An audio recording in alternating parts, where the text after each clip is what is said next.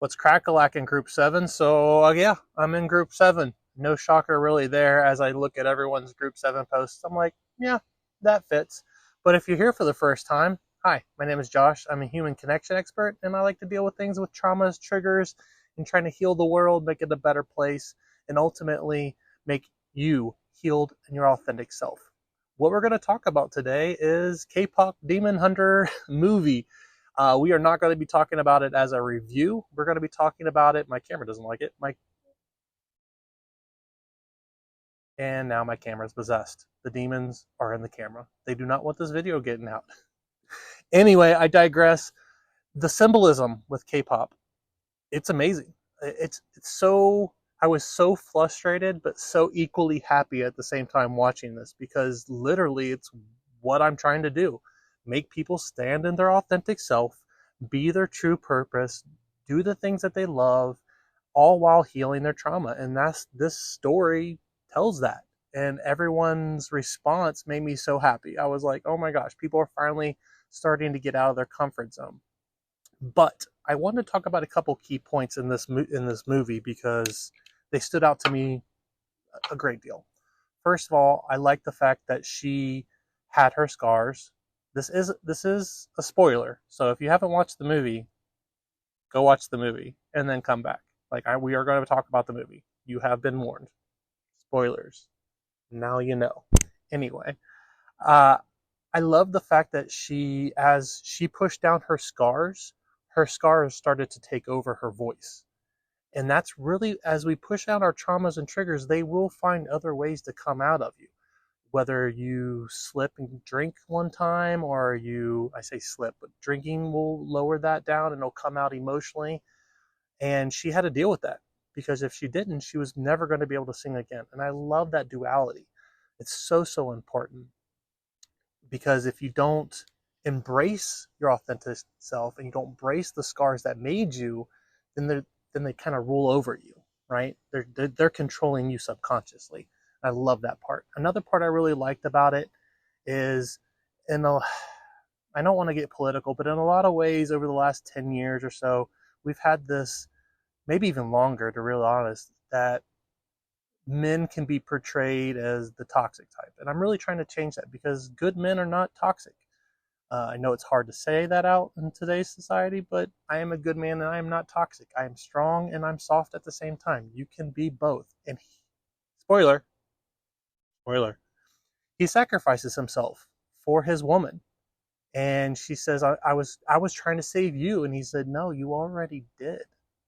And I love that. And he not only sacrifices himself, but he becomes a part of her. He gives his soul to her, and that soul becomes her blade, empowering her blade. And I thought that was such a great duality. I thought that as good men, we will sacrifice a lot for our women. And, and it was just beautifully done. It was just beautifully, beautifully done. I'm excited. I know they're probably going to make another movie, so I'm excited for that. I also want to talk about something else within the movie. Uh, as she accepts her scars, as she accepts who she is to the core, she gains power. She can walk out and look at the world and say, this is who I am.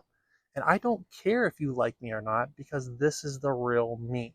And that's what I teach here. It's really what I'm teaching and helping with my clients is for them to step in unapologetic, uh, their authentic self and just be them and be happy. And I just, there were so many good things about this movie. So I want to leave you with one more good thing about this movie. The music. The music is amazing. But when you're hitting those highs and you're like feeling that beat and you're like, yes, and the golden, and you're like, you're in that zone, that vibration that you're feeling, that high that you're feeling, when you're healed and you've done the work, you get to feel that all the time. I feel that all the time. I recognized it when I was in the moment, but I'm like, oh, I get that when I'm on a walk or I'm doing this because I've done so much healing work that I can live within that energy. It is possible. You can do that, but you do have to do the work. I do have framework and stuff that we're going to start talking about in the future, but this was just about this movie and the symbolism, the energy exchange, the everything. Rewatch it and watch it from a symbolism standpoint, and you'll be like, wow, there's a lot of really good stuff here. And there is. But as for my group 7 people, I hope you like this content. I think you will actually, seeing everyone, they'll be like, oh, this resonates with me. We are changing collectively as the world changes. I know it's dark times right now, but it's always darkest before the dawn.